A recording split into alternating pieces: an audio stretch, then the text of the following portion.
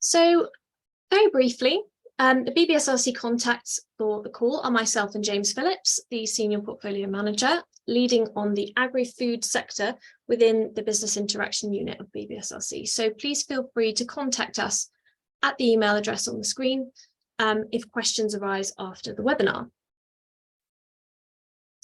We encourage you to ask questions, so please feel free to put these into the chat throughout the webinar, and we will answer these at the Q&A session at the end.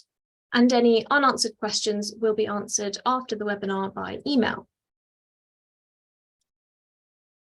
So in terms of the agenda today, after this welcome from me, we will be hearing from Derek Stewart from the Advanced Plant Growth Centre in Dundee and Laura Vickers from Harper Adams University about the importance of industry collaboration and some of the industrial challenges relating to protected and controlled environment horticulture. We will then be hearing from James, who will take you through the call scope, followed by me, who I'm going to take you through how to apply to the call before we end the webinar with our Q&A session.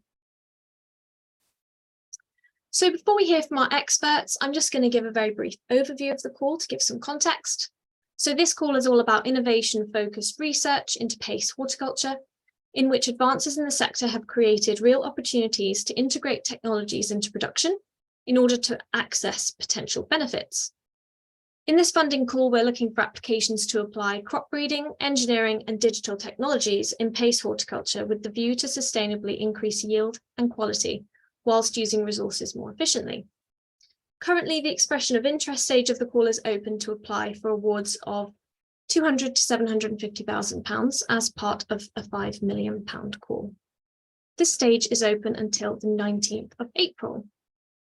So with this in mind, if I stop sharing, we're now going to hear from Derek, who will be talking about his work on the Advanced Plant Growth Centre and what industry is looking for in terms of controlled environment farming. Please do let me know if you can't hear the video.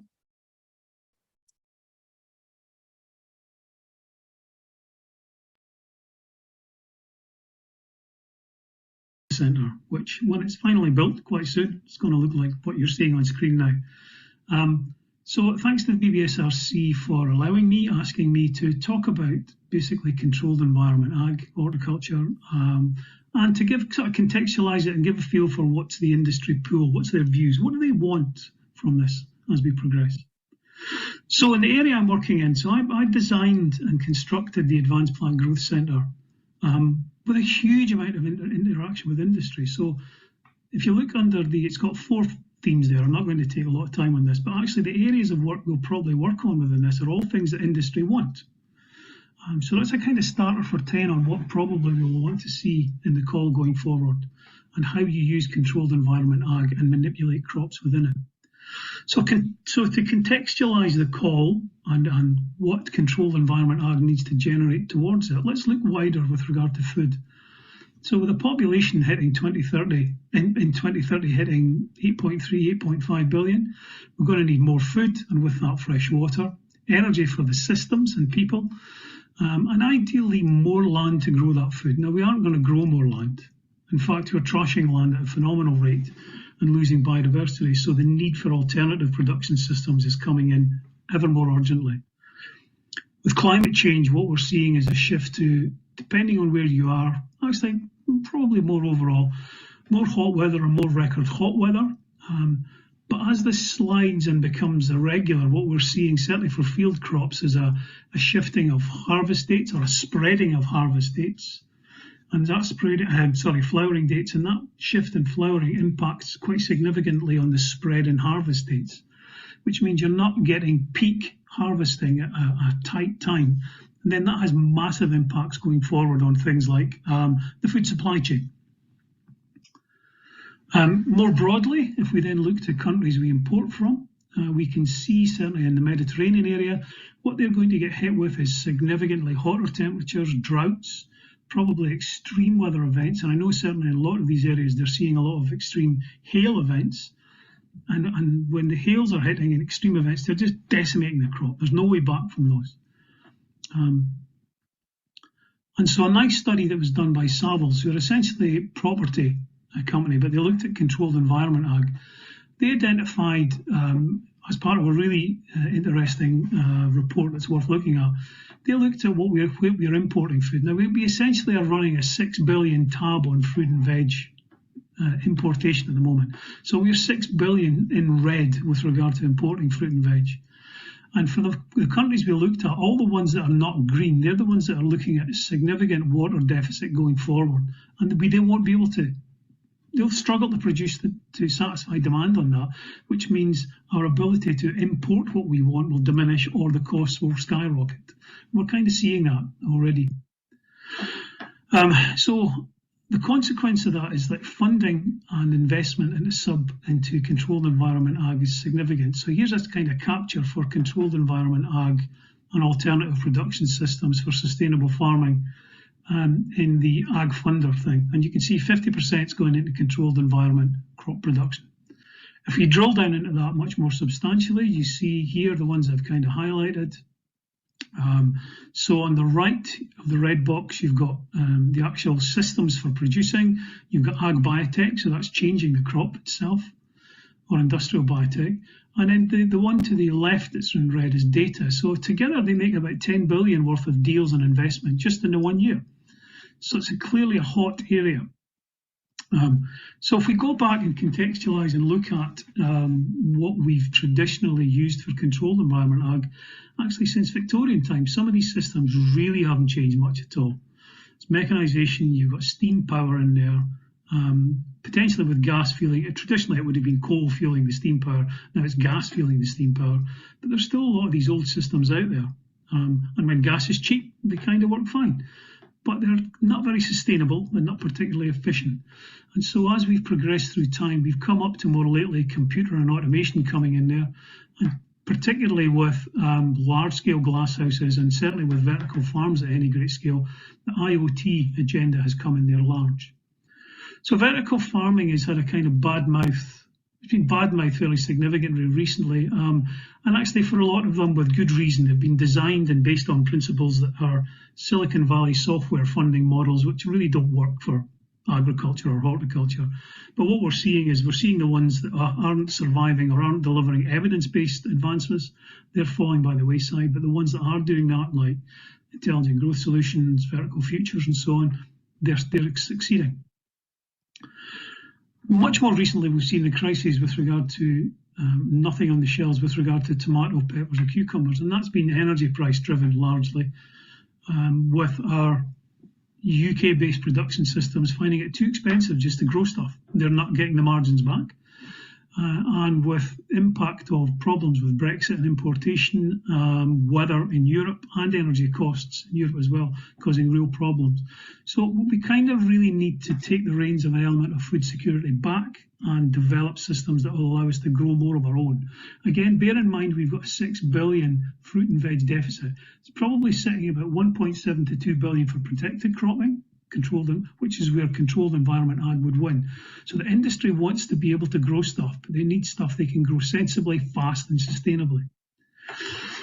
So looking at the areas identified within the call, what's the industry thinking about that and what's their feeling as to what they need to do there? So when I thought about the genetics and improvement and I was chatting to a lot of the companies, do we just grow the same old, same old? Do we need new varieties? So there's two arguments, yes and no on that one. So work we've done on things like basil, where we grew it under standard and modify light conditions, we were able to just switch pathways off and on. So here we switched off linalool in the modified one. Linalool is what you want. That's classic Genovese basil. And we've seen this ability to manipulate in other crops. So in basil, we switched that off and we didn't get a good result. We switched it on to methyl eugenol. Now that's the kind of the basis of that horrible pink stuff you swirl around your mouth at dentists. Now, this commercially is a terrible result, but academically it shows you that just by controlling the environment, but here are the lights, you can really play around with biochemistry within the plant. So that's a huge bone that's been thrown to growers, because if by playing around with their lights, they know they can manipulate taste. Also with the nutrients, you can manipulate texture also as well. And we've shown you can completely play around with nutritional content. So the other side is actually that only takes you so far because of genetics. You really need to be able to have a wider set of germplasm to play with. Certainly for horticulture crops, there's not really been a massive amount done in the area, arguably. So in horticulture, and this is wider horticulture here, so not just controlled environment ag, the study in Nature Horticulture Research showed there's several genome sequences for horticultural plants out there, with around about 47 for fruit, 42 for vegetable, but also the ornamental ones is certainly the ones like flowers and so on, but also for medicinal ones, you start to see it coming in. So arguably you can say there's a fair amount, but they've not been developed to a great deal, and they've also come in fairly recently. So they're all fairly unpolished is maybe the word I'd want to use. The other thing, and a key thing that absolutely what the industry wants, is sustainability in here. Now, on the bottom graph here, you're seeing studies that my team did looking at glasshouse in the winter and summer, UK field and Spanish field production, and then you've got vertical farming in red, fueled by different energy mixes for Scotland in 2017, 19, 20, and there's actually one at the end that's completely renewable, but it's so small, if you can't see it because of this box. But basically, vertical farm run through completely renewable systems is equivalent to UK glasshouse systems in the summer, maybe even better. But its productivity and efficiency is way beyond that, as you can see from the blue box. So here, if we compare open field glasshouse and vertical farming, water use is massively diminished. Now, not a problem really in Scotland, we've still got plenty, but down south in Kent, there's real problems with water. The crop yields are night and day. There's probably about 40-fold difference between 20 to 40-fold difference between open field and vertical farm production.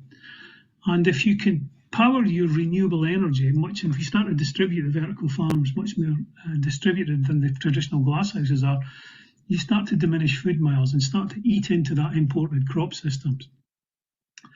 The companies are looking to deliver higher quality and non-variable quality. So they want to raise the baseline. So some of the studies we've done, as well as we've been able to show, working with major retailers, that we can, for example, deliver vitamin B12 in a nutrient solution into various crops. You kind of don't get vitamin B12 in crops, so you're getting a huge lift. We've also found by playing around with the light, we can manipulate protein content, my mistake. Now this is a big area, and it's an area we're working on with multiple different companies across the UK and internationally at the moment. And also by playing around with the nutrient solutions and looking at different nutrient mixes, you can dose things. So we've been able to significantly uplift simultaneously vitamin B12, zinc, and selenium to give it a major enhanced crop. What we're in this one, we're looking to deliver to the markets as they evolve. Bear in mind, these markets are delivering to shifting demographics. So I think it's by 2030, the majority of the population is going to be over 40. So as you get to 40, certainly 50 and beyond, your ability to digest your food, your nutritional capability diminishes. So you need nutrient-dense foods. And they're seeing that as a premium market. Well, maybe not a premium market, just the market needs to be delivered to. And of course, the ones on the lower end of the socioeconomic scale, they need really nutrient-dense food and they need it to be delivered at least parity with the existing cost, the production costs that are out there at the moment. So there's lots to be played on with here in terms of the system, the crop, and maybe genetics as well. Disease within controlled environment ag, that wasn't really pegged on as a big area, certainly not an area we work on heavily. Vertical farming, never really a problem, I've got to identify. Usually only a problem due to peat being used in the system, but we're trying to phase peat out. So if you've got a controlled vertical farm, pest and disease really isn't the problem in there. And in fact, this is an interesting area where you can pull old genetic material forward that used to be grown outside that was really disease resistant. But if you've got a controlled environment ag and it's controlled well, you don't need to worry about that. So you can start to introduce new flavours, textures, nutritional contents, productivities and so on. If you're working with a more traditional controlled environment ag, you will need disease resistance. And so in introducing these, so for example, like virus control, particularly in terms of where you're getting thrips and aphids coming in there and transmitting disease, that's still a kind of a problem, but is not identified as a major problem by industry, I have to say.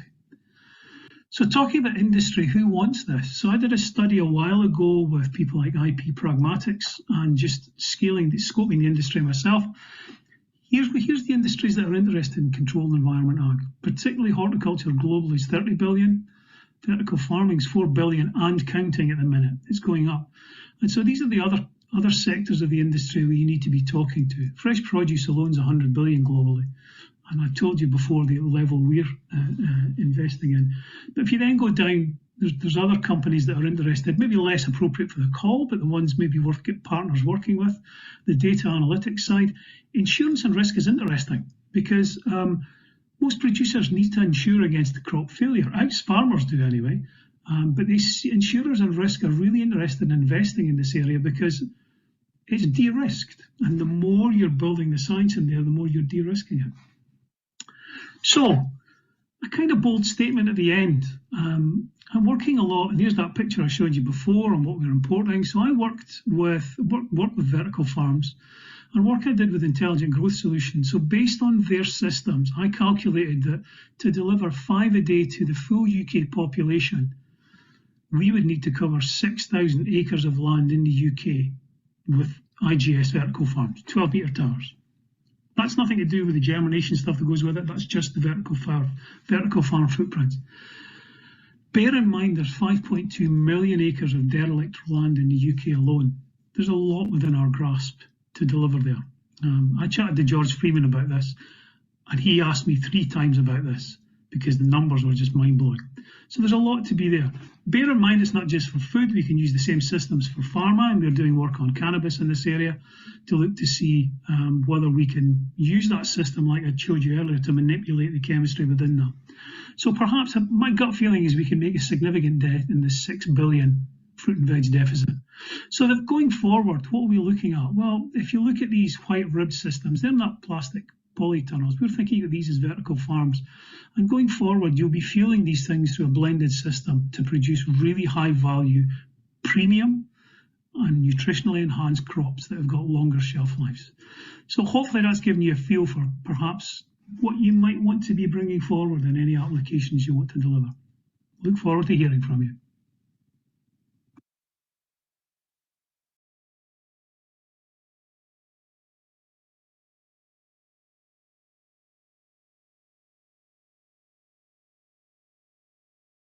Thank you very much for that, Derek. I know you're in the room.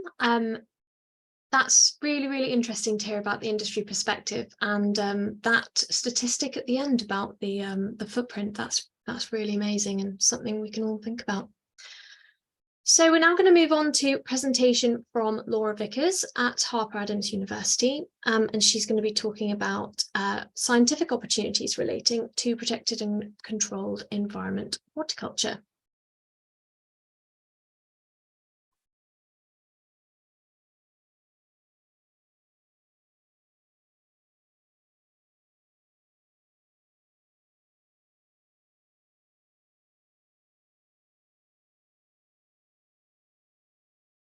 Hello, my name's Laura Vickers. I'm a senior lecturer in plant biology at Harper Adams University, and I'm absolutely delighted to be here today to be giving just a short talk on why should research be industrially relevant, and particularly for the controlled environment horticulture industry as well.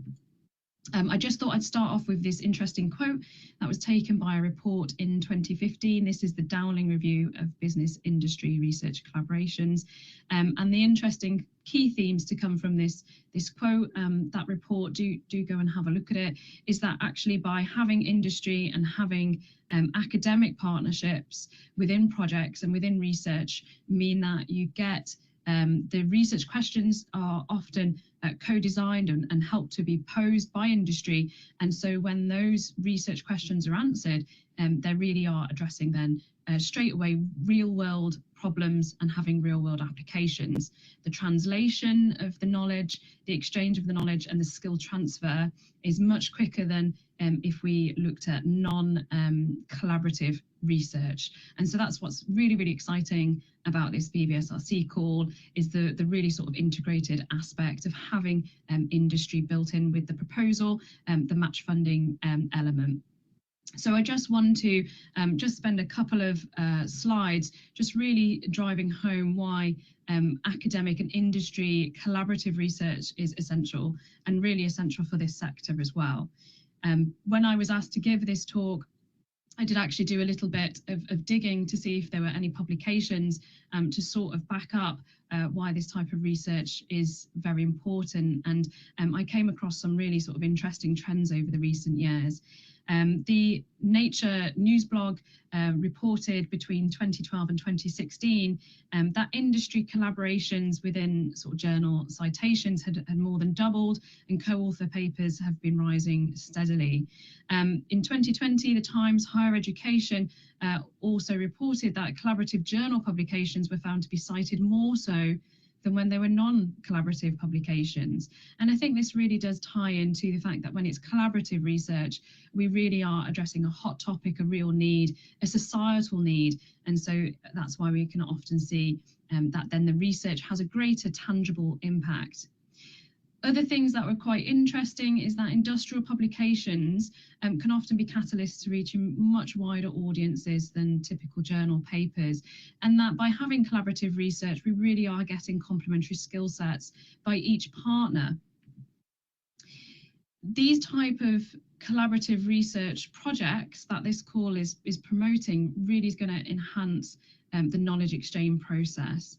And when we have collaborative partnerships, where there is a mutual motivation towards the research, then we really are going to be able to have the most accelerated discovery to subsequent translation to commercialization or practice.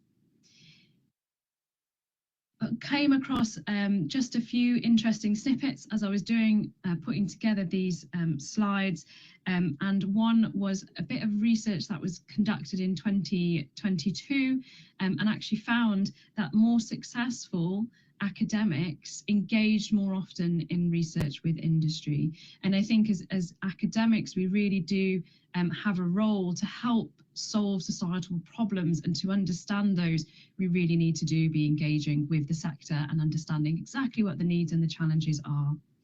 And so thinking about those challenges, I just wanted to spend a couple of slides highlighting some previous work that's been funded both by NERC and BBSRC, and later I've got some slides with some work that DEFRA has funded. So there was an initiative a while ago funding research projects, the Horticulture and Potato Initiative, HAPPY, and running alongside that there were some knowledge exchange fellows that were also funded joint with NERC and BBSRC. So that was myself, it was Dr. Dietz and Dr. J.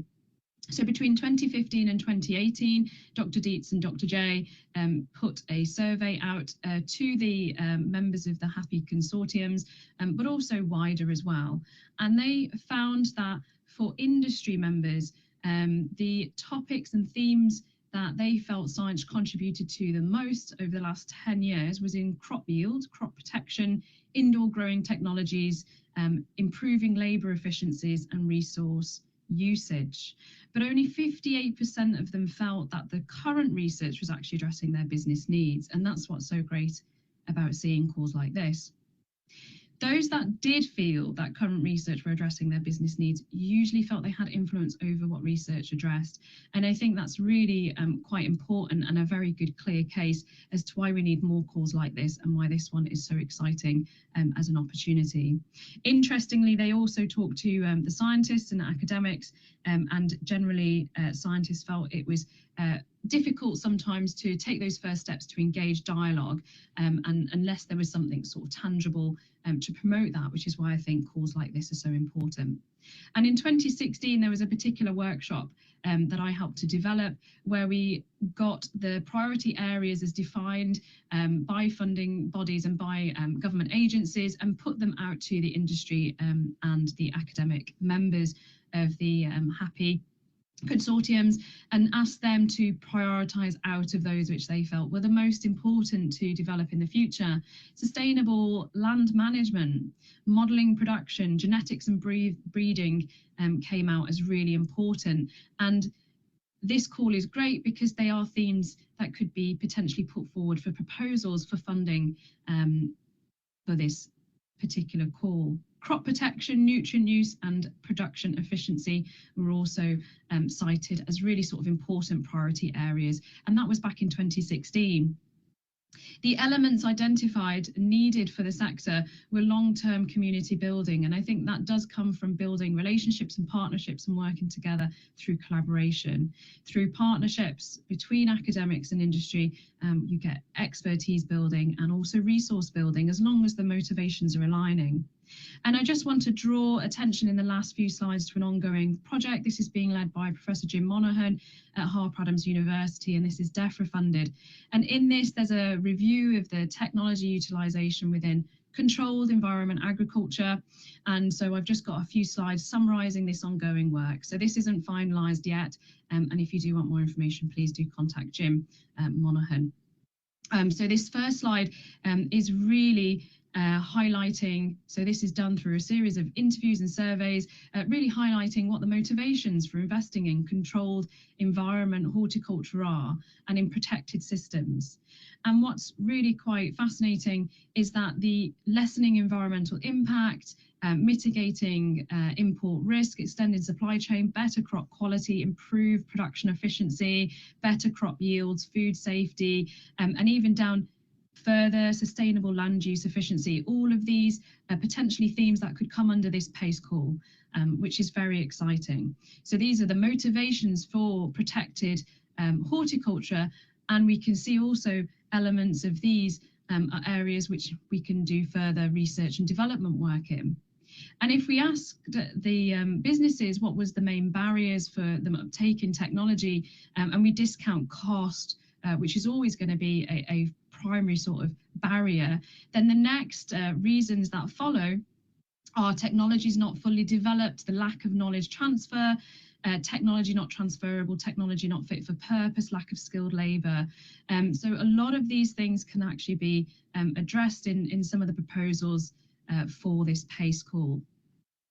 And my final slide for you to take home from today is when we asked businesses, and this is literally 2020 to 2023 data, what are the technologies that they see important on the horizon for the next 5 to 10 years, and that's globally related to horticulture.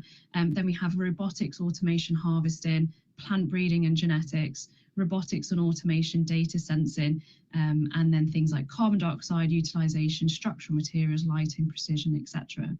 And a lot of these are also themes that would be really, really appropriate for this call. So this is very much the technologies that the sector is saying is where they think the research and the innovation is going to be coming from. And a lot of the themes we've seen in these slides from this DEFRA review were echoed back with the CAPI consortium and echoed through 2015 to 2018. So there are some real innovation needs for the sector and some real themes that we can take away from what we've learned in the past. And I hope that you're as excited about this call as I am. And I've just taken a quote from a grower within that DEFRA report, just for my last slide. So a grower is saying that they think they're in a really exciting time. You here now have drones potentially pollinating tomato plants. We've now got drones, robots going up and down rows looking for pests and diseases. In 10 years' time, the equipment inside a glasshouse is going to be very different.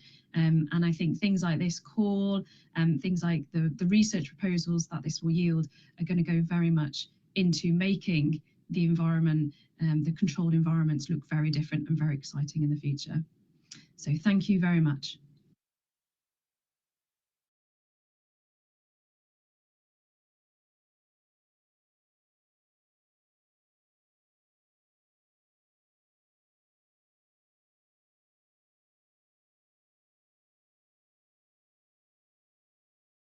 Thank you very much for that, Laura. So I hope these presentations have really emphasised for everyone the importance of research and innovation in this area. We are now going to hear from James, who's going to take you through the call scope, and then straight afterwards, a presentation from me about how to apply to the call. So throughout these presentations, please feel free to put any of your questions into the chat box.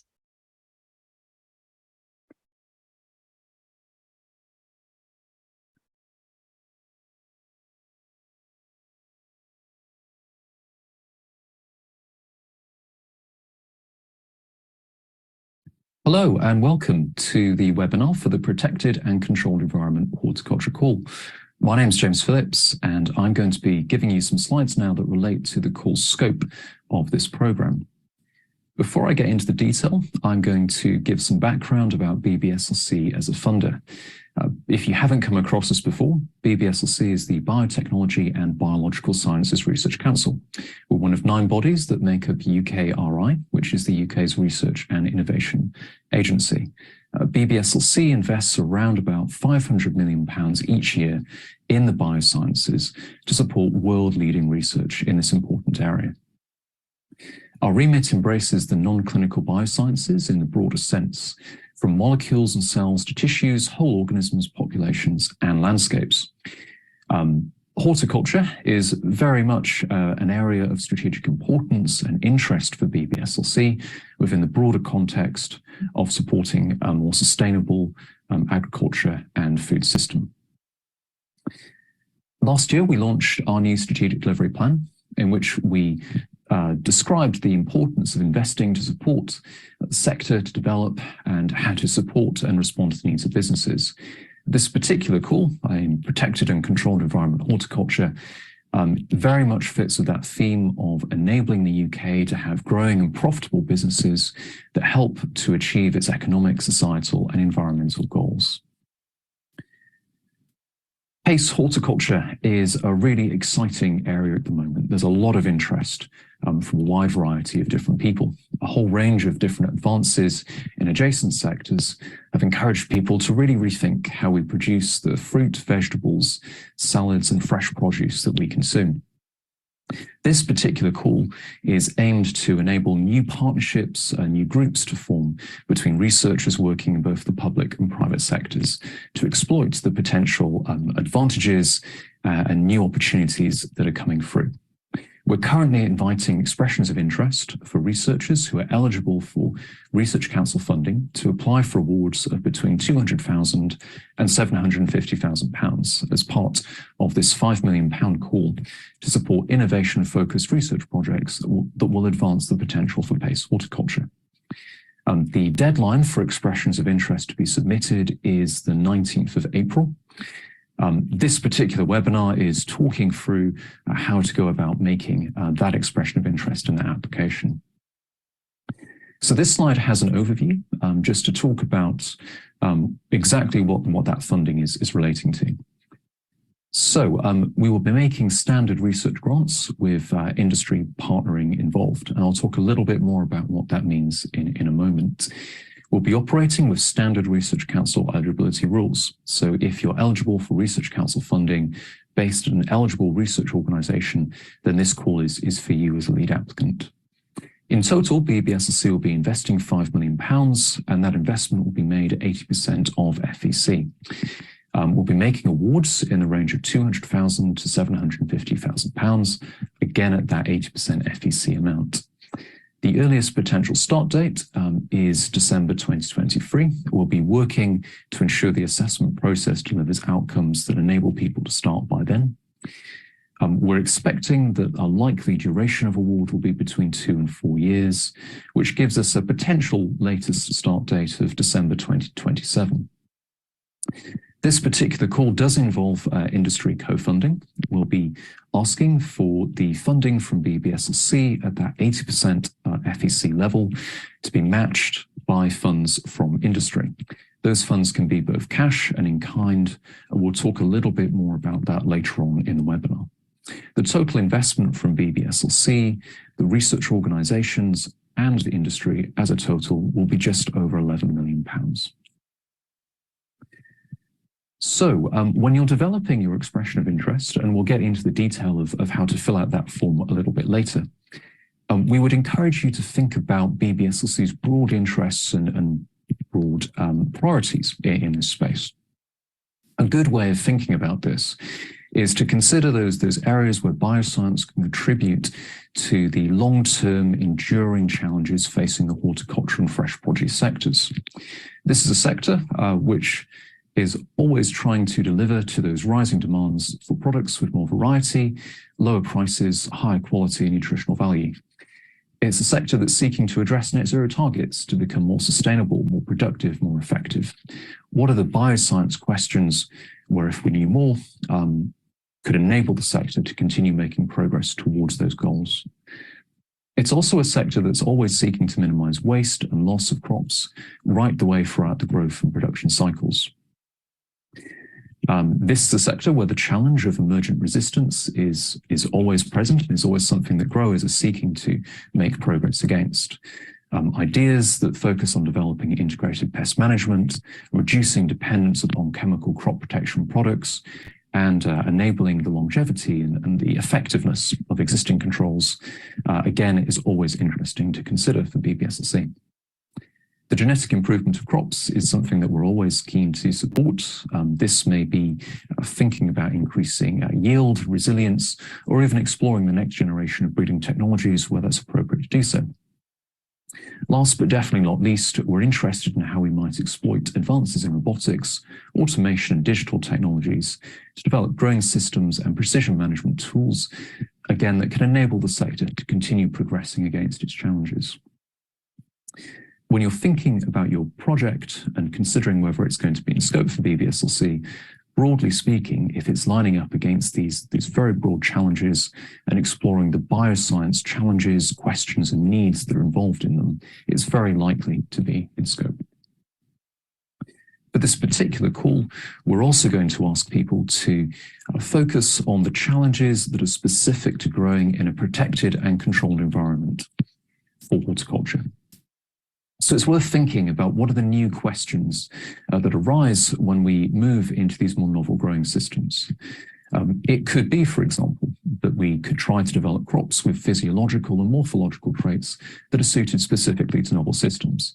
This could mean improving compatibility with vertical growing systems, for example, or things like hydroponic systems, for example, or to enable robotics and automation within these systems more broadly. We're also interested in exploring the potential questions that arise in developing integrated pest management specifically for protected and controlled environment systems. This could mean thinking about also the potential for managing beneficial insects in these systems, but crops where pollination is also needed. There's lots of interest in LED technology in this context as well. How do we develop more energy efficient lighting systems?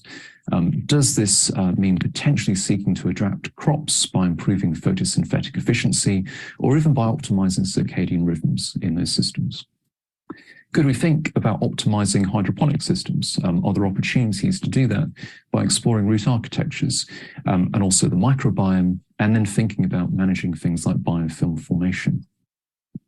There's also lots of interest in controlled atmosphere systems within the context of controlled environments. Are there opportunities to sequester excess CO2 while improving yield? We could also think about optimizing energy usage and sustainability, particularly by applying circular design principles. There's a lot of interest at the moment in the potential to reduce inputs like heat because of the associated energy costs. There's also real interest in this space in the potential to minimize and valorize waste biomass streams. Last but not least, I did want to also address the fact that there is skepticism out there and concerns about shifting into novel growing systems. It could be very interesting to think about research projects that could deliver outputs that relate to new standards that can validate claims for the environmental impact of these systems. On the website, there's a more detailed description of all of the different themes that we identified through the consultation process that we went through to develop this call. I'm not going to read these all out for you now, but I will just briefly give you a very short summary of all of them. But please do read the website and consult that and take time to digest it when thinking about developing your expression of interest. So the first theme that we developed in consultation with both industry and academia was to really think about the genetic improvement of crops for protected and controlled environment systems, thinking then about targets around yield, resilience and quality. Particularly thinking about morphological traits that could enable them to be better suited and tailored towards these novel systems. Again, we're interested in how we can exploit advances in robotics, automation, digital technologies. How do we start to co-design the biology of these systems to work with the new potential engineering technologies that are coming through? Reducing environmental impacts and progressing towards sustainability targets was something that came up really strongly in the conversations we had with growers working in this space. We also had a lot of engagement around developing strategies for improved management of crop pests and diseases in PACE systems as well. Improving the sustainability, increasing the yield, quality and productivity of PACE horticulture by actually designing better systems was something that also came up very, very strongly. This is where we can start to talk about challenges such as manipulating the length of growing seasons, for example, to ensure that facilities are in use for a longer period each year. Thinking about how do we synchronize production with demand, but also thinking about how do we optimize hydroponics, related systems, and again, thinking about things like root architectures. There's considerable interest in how do we respond to the demand for higher quality produce and novel crops. Can we bring crops into PACE systems that we're not able otherwise to grow within the UK? This could also mean thinking about things like managing organoleptic traits, such as nutrition, the prevalence of bioactives, micronutrients, and biofortification. We could also think here about crops that may provide high-value compounds for other purposes, including pharmacological purposes. We also have the potential to invest in projects that would help to minimize waste and loss of crops during both production and post-harvest. Again, growers are seeking to reduce the use of unsustainable inputs and to effectively manage their waste biomass streams, potentially through utilization and valorization, building out to biorefinery concepts and circular design principles in general. So that's it for this section of the webinar and this section of the presentation. Thanks for your attention, and we look forward to the expressions of interest that you may submit and to learning more about the ideas that you have for this call. Thank you.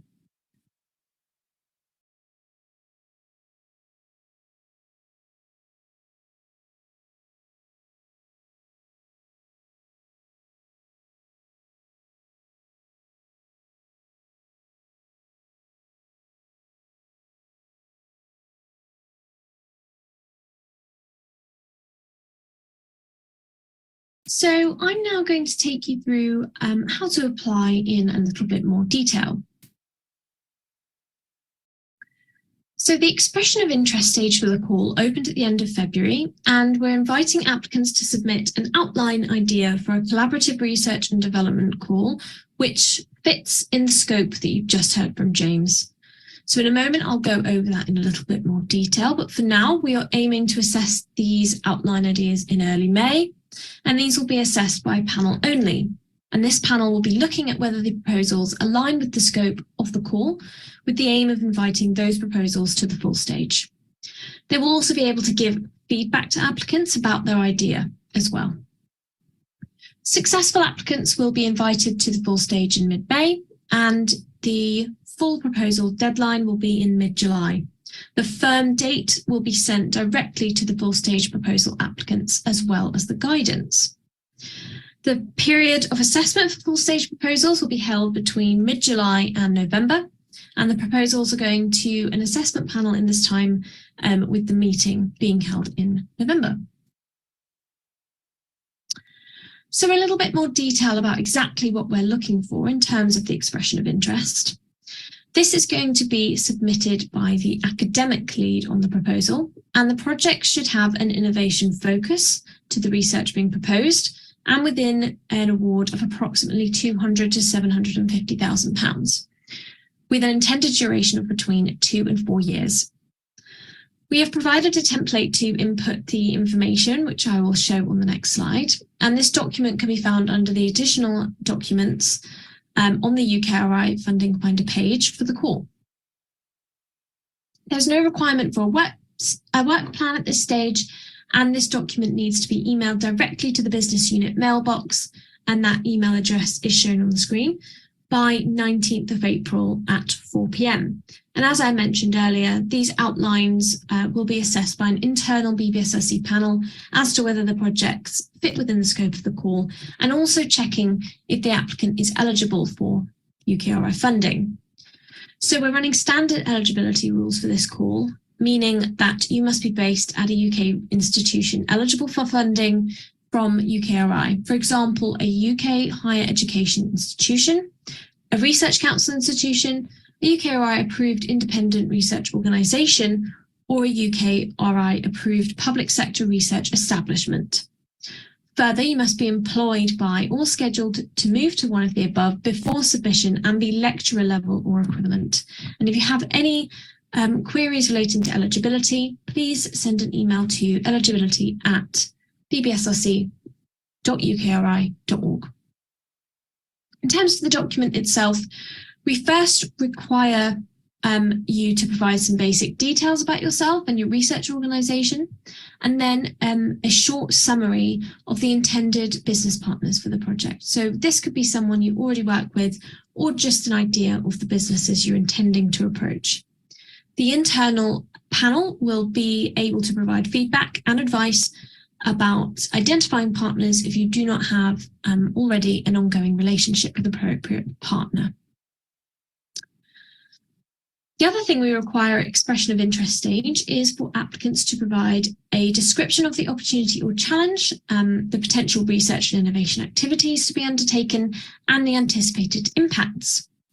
This statement is limited to approximately 500 words, and within the statement you will need to include a brief introduction that provides background and context for the reader, a brief description of the challenges to be explored, a summary of the potential research and innovation activities, and a short overview of the potential impacts that may be anticipated. So as I've mentioned, successful applicants at expression of interest stage will be invited to full stage in mid-May, and will be required to submit a full proposal on the new funding service. Now, this will, of course, be quite different to the JERS system we currently use, and so guidance about using this system will be provided to applicants through the contact details supplied in the expression of interest. BBSRC is funding projects at 80% full economic costs, as with standard grants, and this funding must be matched by the business partner or consortium of partners at a minimum. This contribution can be a mix of in-kind and cash, or we will be accepting fully in-kind contributions, and these contributions can exceed the BBSRC contribution to the project. In-kind contributions should meaningfully contribute to the objectives of the project and must be justified in the application. For example, this could be energy costs, hosting trials and undertaking analysis, providing access to equipment, advice and expertise, or the support for knowledge exchange, commercialization and translation. Of course, there are many more examples that we would expect, and you're really not limited to the examples that I've just given. In terms of the assessment criteria for full stage, these are scientific and innovation potential and industrial and stakeholder relevance. Invited applicants will be provided with further detail about these assessment criteria. I should just add at this point, in terms of eligibility of business partners, they must be UK-based or have a UK-based research activity to be eligible. And if you have any questions relating to business partner eligibility, then feel free to email us directly. So thank you for listening. As I mentioned, there is the downloadable expression of interest form under additional documents in the core webpage on the UKRI funding finder, and you will need to send that completed expression of interest directly to our business unit mailbox by the 19th of April at 4 p.m. And the full proposal stage is going to open in mid-May and close in mid-July.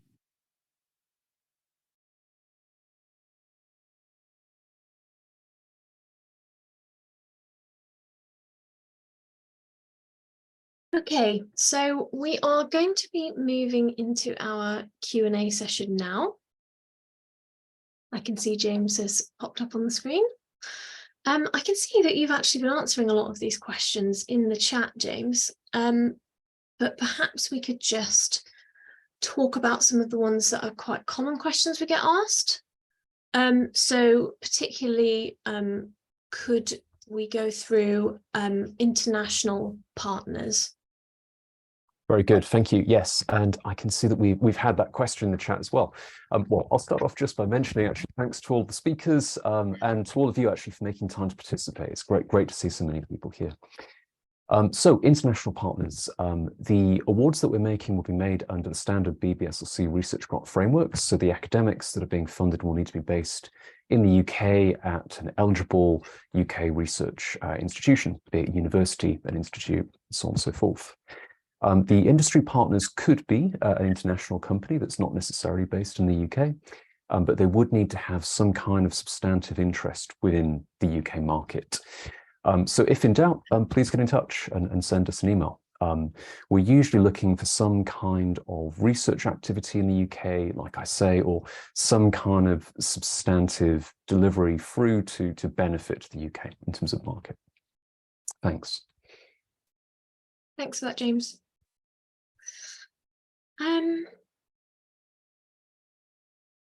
I can see there was also a question about in-kind contributions. So yes, your business contribution can be all in kind. Yeah.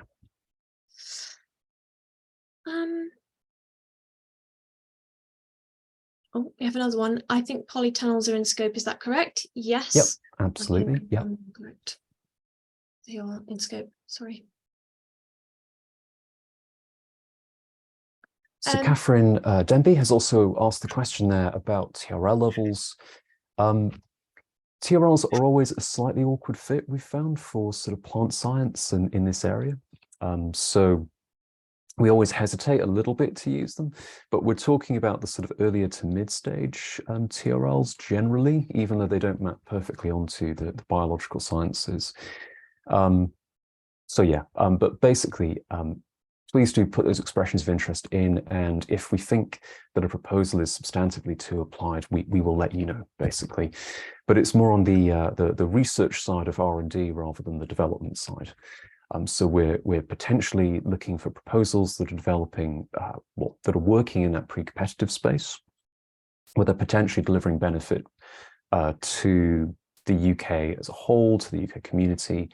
If we are potentially looking to develop a specific product, or it's very, very tightly associated with an individual company, it might become a little too focused at that point. So there's a balance in there basically. Thanks, James. We've had a question. Can you comment further on the possibility of crop storage environment projects being considered? Yeah, absolutely. So Derek's raised this really interesting question in the chat, which I have to admit isn't something that had come up in the previous consultation work we've done. So that's why I'm being slightly vague. It's a good question and it's caught me out a bit. I think we'd be interested in crop storage. I must admit I was thinking more about these projects being focused on the growing environment and what happens at that stage in the process. But potentially, because the funding's from BBSRC, there would need to be some bioscience component here, some kind of biological question, but that isn't to say that that couldn't be appropriate. Again, I think that's probably exactly the kind of thing that we would hope to actually understand by inviting expressions of interest rather than full proposals. We're intending that EOI stage is quite light touch and quite easy to fill out. So please do make use of it. I'd probably be asking for a little bit more detail about exactly what it is you're looking to propose and exactly what's involved there to actually understand that. But if it's aligning to the themes that are set out in the call, then yeah, quite possibly. Thanks, James. In terms of a recording of this webinar, yes, we are recording and we'll be putting it onto the Funding Finder site and page for the call. Another question, is optimizing crop pollination in scope? Yeah, I think it would indeed be in scope. I particularly see the potential there to bring more crops into the controlled and protected environments, which perhaps can't be grown in those environments already due to inefficiencies in terms of crop pollination. So yeah, I could imagine that. Yeah, I think that would be in scope essentially. Another question has just come in. Do you have any more guidance about how to calculate in-kind contributions? For example, if you're doing research in a commercial crop, can you put the whole price of crop production down as in-kind or part of the price? I would be expecting the whole price of crop production to be included as the in-kind contribution, absolutely. Yeah, so that would include overheads, so things like the cost of energy, water inputs, labour, the whole piece essentially is what I would expect to be included if that helps. Again, though, when we get into the full stage, we would be very, very open to people actually getting in touch with us, if they're invited to apply to that, to make a full proposal about any questions they have around costs. And probably easier to deal with it in detail, but in theory, yeah, I would expect the whole costs. Thanks, James. We are coming up to 3 o'clock now, so we are able to stick around for a few more minutes if anyone has any more questions, but also feel free to go. I just want to say thank you again to our speakers very much for the presentations, and if you do have to leave, please feel free to contact us directly if you do have any questions that come up later on. I can see Derek's asked a question. You alluded to a social aspect. Are you looking for a small amount of this in there too, possibly driven by the companies as part of contextualizing and translation? Also build in sustainability measurements, perhaps? Yeah, I think that would be a very good way actually of approaching the potential for societal impact as well in here. So yeah, absolutely. There could be a whole range of societal benefits that we can imagine coming through, including things like nutritional benefits as well from increased crop quality as well. Plenty of interest in sustainability measurements as you very, very nicely presented on, Derek, and actually a desire from the sector to have clarity and evidence so that we have let's say evidence-based claims and a framework that people can work to. So yeah, absolutely.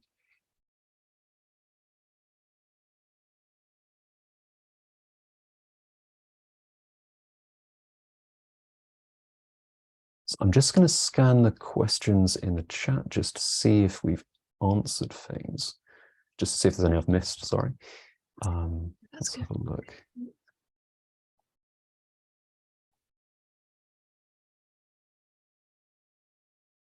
Okay, I think we're there. At least I can't see any obvious ones that we haven't had a chance to get to.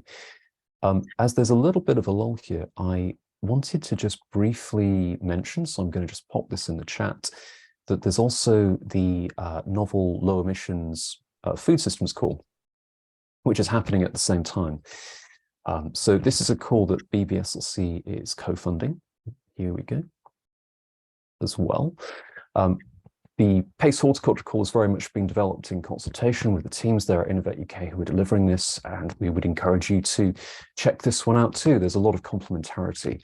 So work at higher TRLs will very likely be suitable for this call too, because there is some crossover between them. Thanks, James. There we go. So last call for questions, I think. If you do have one, feel free to unmute and you could say it out loud if you wanted.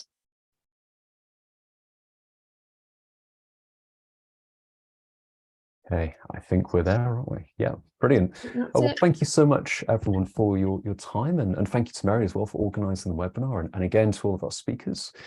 Yeah, we look forward to hopefully receiving some great expressions of interest and to working with some of you in the full stage of this call. Thank you very much. Thanks, everyone.